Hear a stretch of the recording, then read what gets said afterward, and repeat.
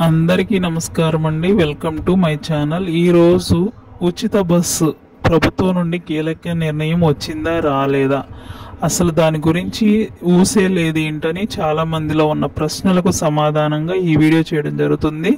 వీడియోని ఎక్కడ స్కిప్ చేయకుండా నా అభిప్రాయం కూడా మీ అభిప్రాయం అయితే కామెంట్ చేసి తప్పకుండా మన ఛానల్ని సపోర్ట్ చేయండి. Thank you so much for your great support.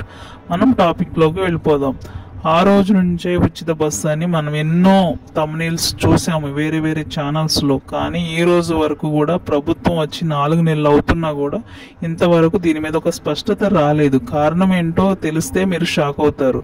ఎందుకంటే ప్రభుత్వం ప్రజెంట్ ఆర్థిక భారం అనేది చాలా క్రిటికల్గా ఉంది.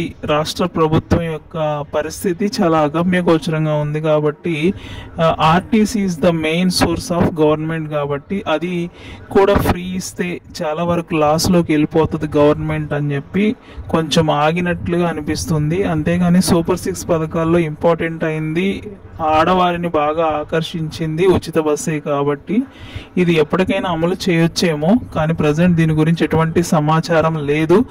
మహిళా మనులందరూ కూడా ఈ యొక్క ఉచిత బస్సు కోసం ఎదురు చూస్తున్నారు.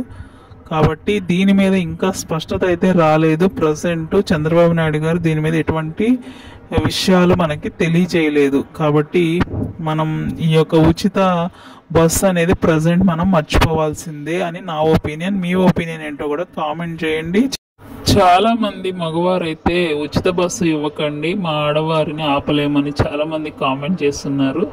కాబట్టి ఏది ఏమైనా ప్రభుత్వం ఏ నిర్ణయం చేస్తుందో మనం అందరూ వేచి చూడాల్సిందే ఫ్రెండ్స్. ఓకేనా? Thank you for watching video.